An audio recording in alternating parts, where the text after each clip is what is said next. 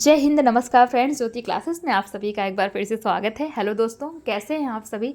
I hope आप सभी बहुत ही अच्छे होंगे, स्वस्थ होंगे, स्टडी अपनी कंटिन्यू कर रहे होंगे।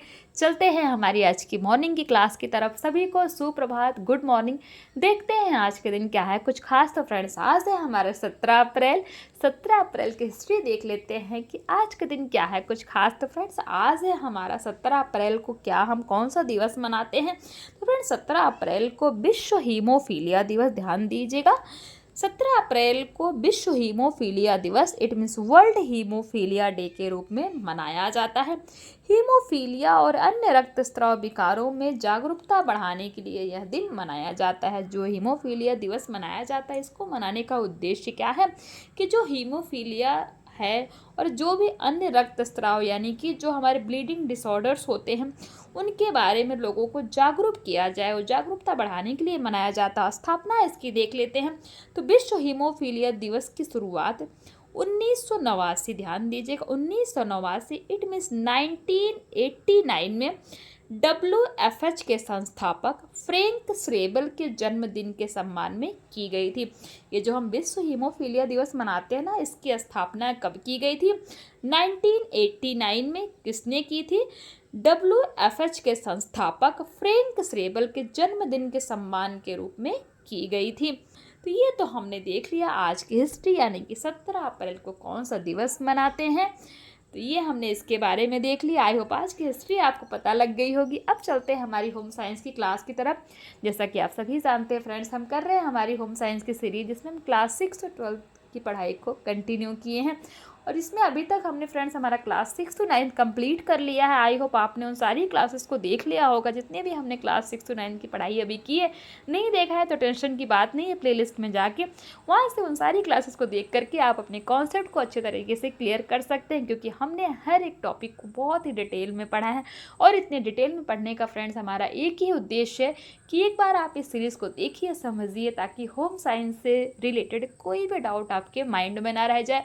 मैं इतना विश्वास के साथ इसलिए कह रही हूँ क्योंकि हम पढ़ ही रहे हैं इस तरह, इतने डिटेल में इसीलिए पढ़ रहे हैं कि कोई डाउट आपके माइंड में बचे ना। चाहे आप किसी भी क्लास के लर्नर्स हो, किसी कॉम्पिटिटिव एग्जाम की तैयारी कर रहे हो, या फिर किसी भी फील्ड में होम साइंस से अपना करियर देख रहे हैं, सभी के लिए सीरीज़ काफ़ी हेल्पफुल होने वाली है। तो प्लीज़ अगर चैनल पर पहली बार आए हैं तो प्लीज़ चैनल को सब्सक्राइब करके बेल आइकन प्रेस कर दीजिए, ताकि आप भी हमारी इस सीरीज़ के साथ जुड़ सकें और डिटेल में पढ़ सकें। और हाँ, अपने दोस्तों के साथ भी इन वीडियोज़ को आप फ्रेंड्स शेयर किया करिए, ताकि वो भी हमारे साथ जुड़ के इस सीरीज़ का लाभ प्राप्त कर सके। अपनी राय भी अवश्य दिया करिए, क्योंकि आपकी हर एक राय फ्रेंड्स हमारे लिए बहुत ही इंपॉर्टेंट होती है। वीडियो अच्छी लगती है तो भी बताइए, नहीं अच्छी लगती तो भी बताइए, बट प्लीज़ कुछ रिस्पॉन्स अवश्य किया करिए। मैं आप लोगों से बार बार रिक्वेस्ट करती हूँ। तो ये तो हमने कुछ फ्रेंड्स पॉइंट्स देखे और कुछ बातें की हमने हमारी आज की हिस्ट्री के बारे में और हमारी सीरीज़ के बारे में। अब चलते हैं हमारी क्लास की तरफ कि आज हम पढ़ने क्या वाले हैं, क्या पढ़ने वाले हैं, ये आपको स्क्रीन पर दिख रहा होगा।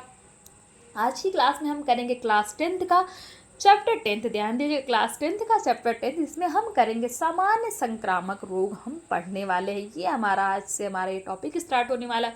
और इस सामान्य संक्रामक रोग में हम क्या पढ़ेंगे फ्रेंड्स, देख लीजिए ये कुछ क्या है। संक्रामक रोग का अर्थ देखेंगे, संक्रामक रोग फैलने के कारण, संक्रामक रोगों के सामान्य लक्षण, संक्रामक रोगों की रोकथाम, चेचक या बड़ी माता के बारे में जानेंगे, चिकन पॉक्स या छोटी माता, खसरा तपेदिक या राज्यक्षमा अथवा क्षय रोग, डिप्थीरिया या रोहिणी, काली खांसी या कुकर खांसी, कड़फेर या गलसुआ, टिटनेस, मलेरिया, भोजन की विषाक्तता, निसंक्रमण एवं निसंक्रामक पदार्थ। इन सभी के बारे में हम इस चैप्टर के माध्यम से जानेंगे। किस चैप्टर के माध्यम से?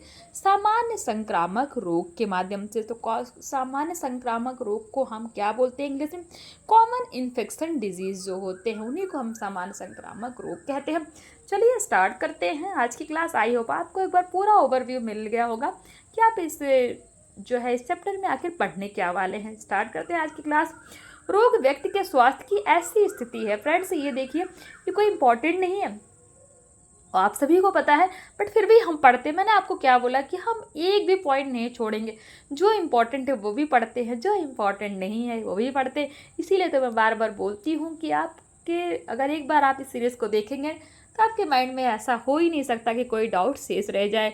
चलिए स्टार्ट करते हैं। रोग व्यक्ति के स्वास्थ्य की ऐसी स्थिति है जिसमें व्यक्ति की शारीरिक गतिविधियां सामान्य रूप से संचालित नहीं हो पाती, यानी कि काम नहीं करती, तथा व्यक्ति किसी न किसी प्रकार के कष्ट का शिकार हो जाता है। रोग के बारे में हमने देखा। अब संक्रामक रोग का अर्थ क्या होता है? रोग तो हमने देख लिया। संक्रामक रोग ऐसे रोग जो कुछ बैक्टीरिया अथवा रोगाणुओं के शरीर में प्रवेश कर जाने के परिणाम स्वरूप होते हैं, उन रोगों को ही संक्रामक रोग या छुआछूत का रोग भी कहते हैं। ध्यान दीजिएगा, संक्रामक रोग को छुआछूत का रोग भी कहते हैं। छुआछूत आपने बहुत सुना होगा, लोग कहते हैं छुआछूत हो गया है। संक्रामक रोग बहुत तीव्रता से एक व्यक्ति से दूसरे व्यक्ति, परिवार तथा पूरे शहर में तीव्रता से फैल जाते हैं। संक्रामक रोग से ग्रस्त रोगी के मल मूत्र, थूक, कफ आदि का उचित प्रकार विसंक्रमण न होने पर रोगाणु स्वस्थ व्यक्ति के शरीर में प्रवेश कर जाते हैं। संक्रामक रोगों के व्यापक रूप में फैलने को महामारी की संज्ञा दी गई, यानी कि जो ये संक्रामक छुआछूत का जो रोग होता है, जब ये बहुत बड़े स्तर पर फैल जाता है, उसी को हम क्या कहते हैं? महामारी कहते हैं कि महामारी हो गई।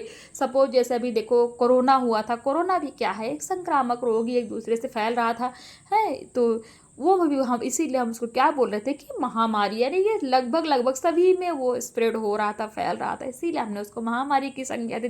कोई भी ऐसा संक्रामक रोग जो बहुत व्यापक स्तर पर, यानी कि बहुत ज़्यादा लोग एक दूसरे से बहुत तेज़ी से स्प्रेड होता है, फैलता है, उसी को हम महामारी कहते हैं कि महामारी हो गई है।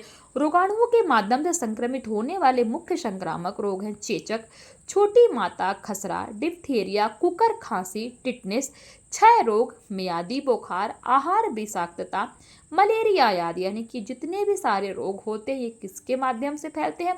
तो ये फैलते हैं फ्रेंड्स रोगाणुओं के माध्यम से फैलने वाले रोग हैं। किसी व्यक्ति के शरीर में रोगाणु प्रवेश करने के जितने समय बाद रोग के लक्षण दिखने लगते हैं, उस समय को ही उद्भवन काल या संप्राप्ति काल कहा जाता है। ध्यान दीजिएगा, उद्भवन काल हमने पहले भी पढ़ा है। तो उद्भवन काल या संप्राप्ति काल किसे कहा जाता है? कि शरीर में रोगाणुओं के प्रवेश करने के जितने समय बाद रोग के लक्षण दिखने लगे, उसी को उद्भवन काल या संप्राप्ति काल कहा जाता है। आई होप उद्भवन काल या संप्राप्ति काल आपका क्लियर हो गया होगा। संक्रामक रोग फैलने के कारण क्या है? संक्रामक रोग हानिकारक सूक्ष्म जीवों जैसे जीवाणु, बैक्टीरिया, विषाणु, वायरस, कवक, फंगस, प्रजीवाणु, जिसको हम प्रोटोजोआ बोलते हैं, इनसे फैलते हैं। ध्यान दीजिए, संक्रामक रोग है वो किससे फैलते हैं? बैक्टीरिया, वायरस, फंगस और प्रोटोजोआ से फैलते हैं। यह जीव मनुष्य में वायु, जल, भोजन, शारीरिक संपर्क, कीटों तथा रक्त के संचरण आदि द्वारा होते हैं। मनुष्य के शरीर में जीवाणुओं के फैलने के निम्नलिखित कारण हैं। कैसे? नंबर 1, जल तथा भोजन के माध्यम से विभिन्न संक्रामक रोगों के रोगाणु व्यक्ति के शरीर में जल एवं भोजन के माध्यम से प्रवेश करते हैं, जिनका प्रमुख कारण मक्खियां होती हैं। मक्खियां जल तथा भोजन पर रोगाणु छोड़ देती हैं, जो जल तथा भोजन पर अनुकूल परिस्थितियां पाकर तेजी से वृद्धि करते हैं। जब व्यक्ति जल या भोजन ग्रहण करता है तो वह रोगों का शिकार हो जाता है।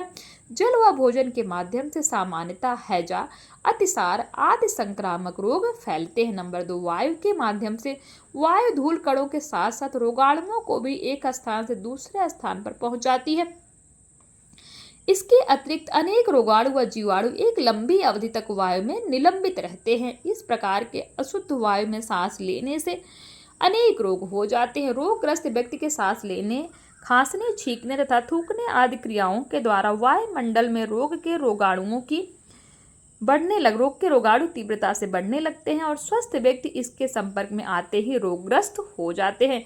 वायु द्वारा संक्रमित होने वाले मुख्य रोग कौन से? ध्यान दीजिएगा, जो वायु से यानी कि हवा के माध्यम से जो रोग फैलते हैं कौन कौन से? चेचक, छोटी माता, खसरा, तपेदिक, डिप्थीरिया, काली खांसी आदि। यानी कि जितने भी सारे ये रोग हैं ये किनके माध्यम से फैलते हैं? ये मुख्य रूप से वायु के द्वारा फैलते हैं। नंबर 3, प्रत्यक्ष संपर्क द्वारा। यदि कोई स्वस्थ व्यक्ति किसी संक्रमित व्यक्ति अथवा प्राणी के प्रत्यक्ष संपर्क में आता है तो त्वचा के माध्यम से रोग के रोगाणु व्यक्ति के शरीर में प्रवेश कर जाते हैं।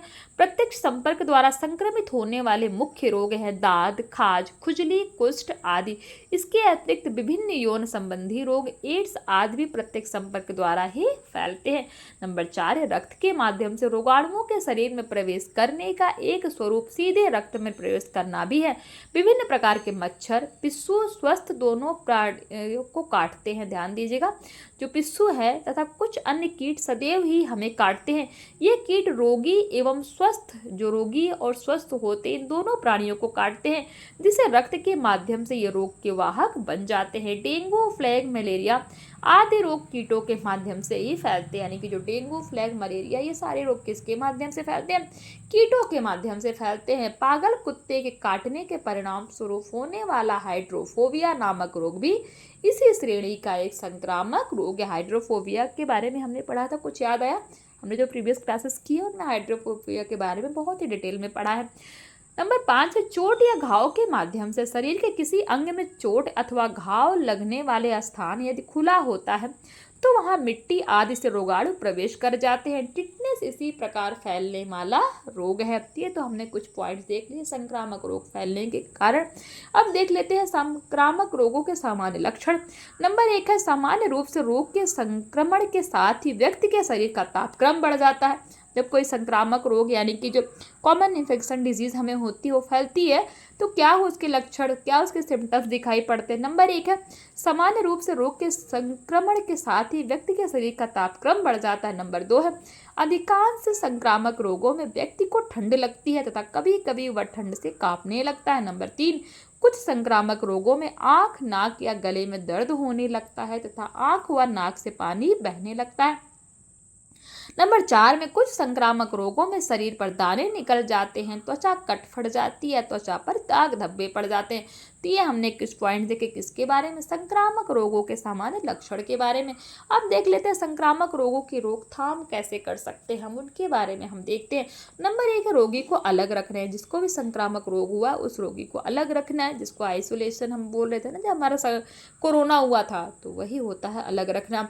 संक्रामक रोग से ग्रसित व्यक्ति को अन्य सामान्य रोगों से दूर रखें। स्वस्थ व्यक्ति तथा बच्चों में यह रोग तेजी से फैलता था। रोगी को अस्पताल में भर्ती कराने अगर संभव हो तो, जिससे उसका उपचार होगा तथा अन्य व्यक्ति संक्रमण से बचे रहेंगे। नंबर 2, रोगाणु नाशक उपाय। संक्रामक रोग किसी न किसी रोगाणु के कारण ही फैलते हैं तथा रोगाणुओं को नष्ट करने के उपाय करने चाहिए जिससे संक्रामक रोगों को फैलने से रोका जा सके। रोगाणुओं के नाश के लिए निसंक्रमण की विभिन्न क्रियाएं आती हैं जिनका उपयोग किया जा सकता है। नंबर 3, स्वच्छता रखना यानी कि सफाई रखना। मनुष्य को अपने तथा आवासीय स्थानों की साफ सफाई का ध्यान रखना चाहिए तथा साथ ही मक्खियों, मच्छरों एवं अन्य कीटों को समय समय पर नष्ट करने के उपाय भी करते रहना चाहिए। नंबर 4 है, रोग प्रतिरक्षा संबंधी उपाय। संक्रामक रोग के फैलने से पूर्व ही रोग प्रतिरक्षा टीके के उपाय करने चाहिए। अधिकांश संक्रामक रोगों के टीके खोजे जा चुके हैं। जहाँ तक संभव हो रोग प्रतिरक्षक शक्ति के लिए स्वस्थ व्यक्ति भी टीके लगवाएं जिससे संक्रामक रोगों को बढ़ने से बचाया जा सके, यानी कि संक्रामक रोगों के ना बढ़ सके, इससे अपने आप को बचाया जा सके। अब टीकाकरण के बारे में देखते हैं। संक्रामक रोगों के फैलने से पहले उस क्षेत्र के निवासियों के रोग प्रतिरक्षा हेतु पहले से ही इंजेक्शन या टीका लगवाना ही टीकाकरण कहलाता है। स्वस्थ व्यक्तियों के टीकाकरण से संक्रामक रोग के अधिक फैलने की आशंका नहीं रहती है। तो ये तो हमने देख लिया संक्रामक रोग के बारे में, उनके सामान्य लक्षण और संक्रामक रोगों की रोकथाम। अब इन्हीं से रिलेटेड देखिए कुछ क्वेश्चंस भी आपको दे दिया गया। क्वेश्चन 1 कहता है, संक्रमण रोग रोगी व्यक्ति द्वारा दूसरे व्यक्ति को किस प्रकार संक्रमित करता है, बताइए। नंबर 2 क्वेश्चन कहता है, वायु द्वारा संक्रमित होने वाले मुख्य रोगों के नाम बताइए। क्वेश्चन 3 है, रोग प्रतिरोधक क्षमता को किस पद्धति द्वारा विकसित किया गया है। तो ये कुछ क्वेश्चन हैं जो आप इनका स्क्रीनशॉट ले लीजिए, ये आपसे बहुत ही इजीली सॉल्व हो जाएंगे। मैं बार बार कहती हूँ इन क्वेश्चन को सॉल्व करना बहुत ही ईजी है। अब देख लेते हैं दूसरी बीमारी के बारे में जो है चेचक या बड़ी माता। ये भी हमारा क्या है, अभी हम संक्रामक रोग के बारे में देख रहे थे ना, तो दूसरी बीमारी नहीं फ्रेंड्स, वो बाय मिस्टेक निकल गया। चेचक या बड़ी माता ये भी हमारी संक्रामक रोग है, देख लेते हैं। चेचक अत्यंत घातक और संक्रामक रोग है। सर्वप्रथम चेचक के टीके की खोज एडवर्ड जेनर द्वारा की गई। ध्यान दीजिएगा, स्टार मार्क करिए, बहुत इंपॉर्टेंट है। जो चेचक का टीका है सर्वप्रथम इसकी खोज किसने की थी, तो एडवर्ड जेनर द्वारा की गई थी। सामान्यतः इस रोग को बड़ी माता या शीतला रोग के नाम से जाना जाता है। किस रोग को बड़ी माता या शीतला रोग के नाम से जाना जाता है? चेचक रोग को। और इसके टीके की खोज सर्वप्रथम किसने की थी? तो एडवर्ड जेनर ने की थी। ध्यान दीजिएगा, उद्भवन काल, इस रोग का उद्भवन काल रोगाणु के शरीर में प्रवेश करने से 10 से 12 दिन तथा कभी कभी 15 से 20 दिन का होता है। अभी पढ़ा ना हमने उद्भवन काल के बारे में कि उद्भवन काल किसको कहते हैं। अब देख लेते हैं रोग के कारण एवं संक्रमण। यह विषाणु द्वारा फैलने वाला रोग है। जो ये चेचक या बड़ी माता किसके द्वारा फैलता है? ये विषाणु द्वारा फैलता है, इंपॉर्टेंट है, जिसका नाम बैरियोला वायरस है। जो ये चेचक या बड़ी माता का रोग फैलाता है उस विषाणु का नाम क्या है? बैरियोला वायरस है। इस रोग के विषाणु वायु में रोगी व्यक्ति की श्वास, खांसी, बलगम तथा उसके दानों के मवाद, छिलके, मल मूत्र आदि के माध्यम से वायु में व्याप्त हो जाते हैं। शीघ्र ही इसके विषाणु चारों ओर फैलकर अनेक व्यक्तियों को प्रभावित करते हैं। चेचक के प्रसार का समय मुख्य रूप से नवंबर से मई माह के मध्य का समय होता है। जो चेचक बहुत तेजी से फैलता है तो वो कौन सा टाइम है? वो है फ्रेंड्स हमारा नवंबर से मई माह का जो समय होता है। इस समय चेचक बहुत तीव्रता से फैलता है। रोगी के संपर्क से भी यह रोग हो सकता है। रोग के प्रमुख लक्षण, जो चेचक या बड़ी माता है इसके रोग के लक्षण क्या है देख लेते हैं। नंबर 1 है, चेचक के प्रारंभिक लक्षण प्रकट होते ही रोगी को तेज बुखार होता है, छींकें आती है, नाक से पानी जाता है, आंखें लाल हो जाती हैं तथा रोगी बेचैनी का अनुभव करना लगता है। ये पहला सिम्टम्स दिखता है किसका? चेचक रोग जिसको हो जाता है। नंबर 2 है, इसके पश्चात चेहरे पर लाल रंग के दाने दिखाई देते तथा धीरे धीरे ये दाने पूरे शरीर में फैल जाते हैं। पॉइंट 3 कहता है, लाल दाने धीरे धीरे फूलने लगते हैं जिनमें एक तरल पदार्थ भर जाता है जो मवाद में परिवर्तित हो जाता है। यह दाने 1 सप्ताह तक अपना प्रकोप बनाए रखते हैं। नंबर 4, सप्ताह भर बाद चेचक का प्रकोप कम होता है और बुखार भी कम होने लगता है। यानी कि जो ये चेचक है 1 सप्ताह तक बहुत तीव्रता से रहता है, उसके बाद धीरे धीरे इसका जो है प्रभाव कम होने लगता है। दाने धीरे धीरे सूखने लगते हैं जिससे शरीर में अत्यधिक पीड़ा, खुजली, जलन तथा कभी कभी सूजन भी आ जाती है। यदि ये दाने व्यक्ति द्वारा खुजला दिए जाते हैं तो ये गहरे गहरे निशान बन जाते हैं। नंबर 5 है, अंतिम समय में दानों की मवाद सूखकर पपड़ी बनने लगती है जो बाद में सूखकर गिरने लगती है। जब शरीर से पपड़ी उतर जाती है तो रोगी स्वस्थ हो जाता है। तो ये हमने देखे किसके बारे में? चेचक जो रोग है उसके प्रमुख लक्षण के बारे में हमने देखा। अब चेचक रोग के उपचार एवं बचाव के बारे में कुछ पॉइंट्स देख लेते हैं। नंबर 1 है, चेचक से बचाव के लिए वैक्सीन का टीका लगवाना चाहिए। प्रत्येक नवजात शिशु को 1 माह के बाद व 6 माह से पूर्व टीका लगवाना आवश्यक होता है। ध्यान दीजिएगा, जो हमारे न्यू बॉर्न बेबी होते हैं, नवजात शिशु होते हैं, उनको 1 माह के बाद से लेके 6 माह से, यानी कि 1 माह के बाद और 6 माह से पहले टीका लगवाना आवश्यक होता है, जिससे रोग की भयंकरता को समाप्त किया जा सकता है। नंबर 2, उसका कमरा अधिक प्रकाश युक्त नहीं होना चाहिए। किसका? जिसको ये चेचक रोग हो रखा हो, ताकि उसकी आंखों पर चमक ना पड़े, अन्यथा उसकी आंखों पर उसका बुरा असर हो सकता है। नंबर 3, रोगी को भुना चना या गुड़ तथा बाजरे की खीलें जैसी सूखी वस्तुएं भी दी जा सकती हैं जो दानों की मिमास सुखाने में सहायक होती। नंबर 4, चेचक के रोग से बचाव के लिए रोगी की परिचर्या में लगे व्यक्ति तथा परिवार के प्रत्येक व्यक्ति को चेचक या टीका निश्चित समय पर लगवाना आवश्यक होता है। यहाँ पे ध्यान दीजिएगा, एक वर्ड आया है क्या? परिचर्या।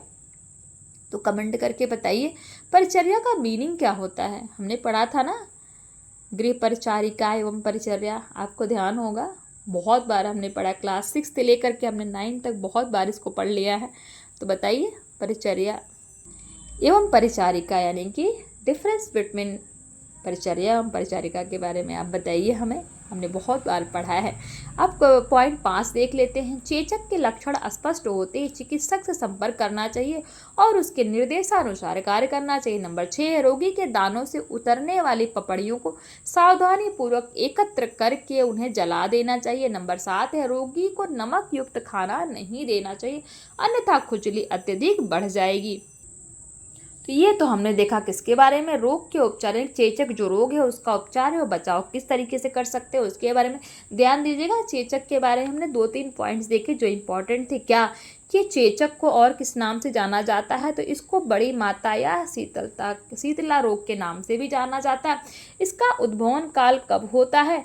तो 10 से 12 दिन तक या 15 से 20 दिन का होता है। और जो दूसरा पॉइंट्स हमने जाना कि जो चेचक रोग का जो टीका है उसकी खोज सर्वप्रथम किसने की थी? तो एडवर्ड जेनर द्वारा की गई थी। तो ये कुछ इंपॉर्टेंट पॉइंट्स थे जो हमने चेचक के बारे में देखा। आई होप ये क्लियर हुआ होगा आपको। अब दूसरा हम देख लेते हैं जिसको चिकन पॉक्स या छोटी माता कहते हैं। ये दूसरी बीमारी के बारे में हम देखते हैं। यह भी चेचक के समान एक तीव्र संक्रामक रोग है जो अत्यधिक घातक नहीं होता। यह रोग प्रायः शीत ऋतु में यानी कि सर्दी के मौसम में होता है। इसका उद्भवन काल क्या है? छोटी माता के उद्भवन में 12 से 19 दिन का समय लगता है। जो हमने चेचक यानी बड़ी माता पढ़ा था उसका उद्भवन काल हमने कितना पढ़ा? 10 से 12 दिन का पढ़ा। 10 से 12 दिन, कभी कभी 15 से 20 दिन का हो जाता है। लेकिन जो छोटी माता होता है उसका 12 से 19 दिन का समय लगभग वही समझ लो आप होता है। लेकिन ये एग्जाम में पूछे जाते हैं तो एग्जैक्ट टाइम बताना पड़ता है क्योंकि ये ऑप्शन के रूप में आपसे पूछ लिया जाता है। परंतु इसका संक्रमण 3 सप्ताह तक रहता है। ध्यान दीजिएगा, जो हमने बड़ी माता एवं चेचक पढ़ा उसका संक्रमण 1 हफ्ते तक रहता है, बट इसका 3 हफ्ते तक रहता है। यह रोग बैरिसेला जोस्टक नामक विषाणु द्वारा फैलता है। चिकन पॉक्स या छोटी माता जो है वो किसके द्वारा फैलता है? कौन से विषाणु के माध्यम से फैलता है? तो बैरिसेला जोस्टक नामक विषाणु द्वारा फैलता है। और जो चेचक या बड़ी माता है ये किसके द्वारा फैलता है? बैरियोला वायरस। ध्यान दीजिएगा, चेचक किसके द्वारा फैलता है? बैरियोला वायरस द्वारा। और चिकन पॉक्स या छोटी माता किसके द्वारा फैलता है? तो ये बैरिसेला जोस्टक नामक विषाणु द्वारा फैलता है। बहुत इंपॉर्टेंट है, इसमें कंफ्यूज हो जाते हैं तो प्लीज़ इनको ध्यान दीजिएगा। इस रोग के विषाणु नाक और गले के स्राव में हो थूक, मल, छींक तथा फेफड़ों के तरल पदार्थ में पाए जाते हैं, जहां से वायु के संपर्क द्वारा ये स्वस्थ व्यक्तियों को संक्रमित कर देते हैं। इस रोग के प्रमुख लक्षण देख लेते हैं। चिकन पॉक्स होने पर रोगी के शरीर में निम्न लक्षण दिखाई देते हैं। कौन कौन से? नंबर 1 है संक्रमण के प्रारंभ में 99 फ़ारेनहाइट ताप होता है, परंतु हमेशा बुखार नहीं आता। चेहरा एवं आंखें लाल होने लगती है तथा आंखों से पानी बहने लगता है। नंबर 2 कहता है रोगी को सिर एवं पीठ में दर्द तथा बेचैनी एवं कपकपी की शिकायत होने लगती है। नंबर 3 है रोगी के चेहरे पर सरसों के बराबर दाने निकल आते हैं, धीरे धीरे ये पूरे शरीर पर निकल आते हैं। नंबर 4 पॉइंट है दाने सूखकर पपड़ी बनना प्रारंभ हो जाते हैं तथा पपड़ी सूख कर गिरने लगती है। पॉइंट 5 कहता है इसके बाद रोगी का ज्वर ठीक हो जाता है तथा शरीर भी साफ हो जाता है। ये कुछ पॉइंट्स हमने देखे किसके बारे में? चिकन पॉक्स या जिसको हम छोटी माता कहते हैं उनके प्रमुख लक्षण कौन कौन से उनके बारे में हमने देखा। अब देख लेते हैं इस रोग के उपचार एवं बचाव के बारे में। तो नंबर 1 है रोगी को एक पृथक कमरे में रखना चाहिए। वो हमने जो है चेचक या बड़ी मात्रा में माता जब हमने पढ़ा था उसमें भी देखा था कि आइसोलेशन बहुत ज़रूरी है। कोई बीमारी हो, चाहे आपको जुकाम ही क्यों ना हो, तो कोशिश करना चाहिए जिसको भी जुकाम हुआ है उसको भी आप आइसोलेट करके यानी कि एक अलग कमरे में ही रखें। उससे क्या होगा? संक्रमित नहीं होगा दूसरा पर्सन और बीमारियाँ तेज़ से स्प्रेड नहीं होंगी एक दूसरे में। नंबर 2 देख लेते हैं रोग के प्रसार को रोकने के लिए त्वचा को स्वच्छ रखना चाहिए। नंबर 3 है जब दानों की पपड़ियां सूख कर गिर जाएं तो रोगी को किसी हल्के निसंक्रामक विलयन से स्नान कराना चाहिए। विलयन जो होता है उससे स्नान कराना, जैसे निसंक्रामक यानी जैसे होता है ना डिटॉल हो गया, सेवलॉन हो गया, उसको हम निसंक्रामक बोलते हैं। अब पॉइंट 4 है रोगी को ठंडे और खट्टे खाद्य पदार्थों से परहेज कराना चाहिए। साथ ही नमक, मिर्च, तेल का उपयोग भी नहीं करना चाहिए। तो ये कुछ हमने पॉइंट देखे किसके बारे में कि चेचक, चिकन पॉक्स या छोटी माता के जो रोग अगर हो गया किसी को तो उसके उपचार एवं बचाव किस तरह से हम कर सकते हैं। तो ये तो हमने देख लिया इसके बारे में कुछ पॉइंट्स। आई होप ये आपको क्लियर हुआ होगा। चेचक या बड़ी माता, चिकन पॉक्स या छोटी माता, ये हमने पढ़ा और इनको हमने बहुत ही डिटेल में समझा। दूसरा हमारा जो रोग है वो है खसरा। खसरा के बारे में एक और ये बीमारी के बारे में हम देख लेते हैं, फिर अपने क्लास को स्टॉप करेंगे। देखते हैं खसरा एक संक्रामक रोग ये भी है जिससे युवकों व वृद्धों की अपेक्षा बच्चे सबसे ज़्यादा प्रभावित होते हैं। जो खसरा नामक रोग है ये बच्चों में बहुत तेज़ी से होता है। यह रोग डर्मोट्रॉपिक वायरस द्वारा फैलता है। ये जो जितने भी हम पढ़ रहे हैं ना ये किसके द्वारा फैलता है? जैसे हमने चेचक के बारे में पढ़ा तो चेचक किसके द्वारा फैलता है? बैरियोला वायरस के द्वारा फैलता है। चिकन पॉक्स किसके द्वारा फैलता है? तो बैरिसेला जोस्टक के नामक विषाणु के द्वारा, रोगाणु के द्वारा फैलता है। है। और ये जो हमारा खसरा है ये किसके द्वारा फैलता है, तो ये डर्मोट्रॉपिक वायरस के द्वारा फैलता है। ये आपको याद होना चाहिए, ये बहुत ही ज़्यादा इंपॉर्टेंट है, क्वेश्चन में बहुत पूछे जाते हैं, ऐसे इस तरह से क्वेश्चन बन के आते हैं। इसके रोगाणु गले के श्लेष्मा, नाक के स्राव में पाए जाते हैं, जिसका संक्रमण थूक आदि के साथ हवा में फैलकर होता है। यह रोग प्रायः सर्दी या गर्मी के प्रारंभ में फैलता आता है। यदि सर्दी से न बचाया जाए तो रोगी को निमोनिया भी हो सकता है। इसका उद्भवन काल कितना होता है, खसरा के उत्पन्न होने में 10 से 15 दिन का समय लगता है। कभी कभी यह अवधि 20 दिन की हो सकती है। ध्यान दीजिएगा, ये जितने हम पढ़ रहे हैं ना, ये बीमारियों के जो भी हम संक्रामक बीमारियां पढ़ रहे हैं, इसका उद्भवन काल ये कौन से विषाणुओं द्वारा होता है, कौन से जीवाणुओं द्वारा होता है, इनके लक्षण ये आपको पता होना चाहिए। बहुत इंपॉर्टेंट, बहुत क्वेश्चंस बनते हैं इसमें। अभी देख लेते हैं इस रोग के प्रमुख लक्षण क्या है खसरा के। तो नंबर 1 है, रोग से संक्रमित व्यक्ति को सर्दी लगने लगती था, बुखार आ जाता है। नंबर 2, आंखें लाल होने लगती है एवं बेचैनी उत्पन्न हो जाती है। नंबर 3, शरीर पर दाने निकलना प्रारंभ होता है। नंबर 4 है, दाने सामान्यतः कान के पीछे से निकलना प्रारंभ होते। ध्यान दीजिएगा, किसी को खसरा होता है ना, तो दाने कहाँ से निकलना स्टार्ट होते हैं, वो कान के पीछे से निकलना प्रारंभ होते हैं तथा धीरे धीरे पूरे शरीर में फैलते हैं। नंबर 5, 8 से 10 दिन में रोगी के दाने मुरझाने लगते हैं, वह जड़ भी ठीक हो जाता है तथा वह स्वस्थ हो जाता है। यानी कि 8 से 10 दिन तक खसरा रोग के लक्षण रहते हैं। अब इस रोग के उपचार एवं बचाव देख लेते हैं। यदि खसरा रोग सामान्य स्थिति में है तो किसी उपचार की आवश्यकता नहीं होती, सिर्फ रोगी को उचित देखभाल की आवश्यकता होती है, जिससे निमोनिया रोग से ग्रस्त होने की संभावना न रहे। खसरा रोग से बचाव व उपचार के लिए निम्नलिखित उपाय किए जाते हैं। नंबर 1, रोगग्रस्त बच्चे को घर के अन्य व्यक्तियों से अलग हवादार कमरे में रखना चाहिए। अभी हमने जितनी प्रकार की बीमारियां पढ़ी, ये पॉइंट तो सभी में हमने कॉमन पाया। नंबर 2 है, बच्चे के नाक व गले से निकले स्राव को स्वच्छ कपड़े से पोंछकर उसे जला देना चाहिए। नंबर 3 है, जब बीमारी बड़े स्तर पर फैल गई हो तो कुछ सामान्य बचाव के उपाय अपनाना आवश्यक होता है। सफाई रखना, नाक गले की सफाई, रोगी से दूरी, निसंक्रामक द्वारा कुल्ला करना इत्यादि। नंबर 4 है, रोगी को अत्यधिक सर्दी एवं गर्मी से बचाना चाहिए। नंबर 5, बच्चों में इस रोग की प्रतिरोधक क्षमता कम होती है, परंतु एक बार खसरा होने के पश्चात प्रतिरक्षक क्षमता उत्पन्न हो जाती है, अतः बच्चों को खसरे का टीका अवश्य लगाना चाहिए। सामान्यतः बच्चों को 2 से 3 बार खसरे निकलने की संभावना होती है, परंतु अलग अलग प्रकार से उत्पन्न खसरे की प्रतिरोधक क्षमता भी भिन्न भिन्न होती है। पॉइंट 6 कहता है, रोगी को आहार में गर्म दूध, चाय या कॉफी और फलों का रस व सब्जी देना चाहिए, जिसमें रोगी को कब्ज ना हो। तो ये तो हमने कुछ पॉइंट देखे किसके बारे में, खसरा के बारे में हमने देखा, खसरा रोग के प्रमुख लक्षण देखे, इसका उद्भवन काल देखा, इसको फैलने वाला वायरस कौन सा है, डर्मोट्रॉपिक वायरस के द्वारा ये फैलता है, और इसके लक्षण देख लिए, इसके उपचार एवं बचाव के बारे में हमने देख लिया, और ये कब कितने दिनों की अवधि तक रहता है ये भी हमने जाना। आई होप ये आपको समझ में आया होगा। जो भी हमने अभी ये पढ़ा, हमने क्या क्या पढ़ा, एक बार मैं आपको रिवाइज करा देती हूँ। हमने पढ़ा संक्रामक रोग, हमने स्टार्ट किया, उसमें हमने पढ़ा किसके बारे में, उसमें हमने चेचक या बड़ी माता के बारे में पढ़ा है।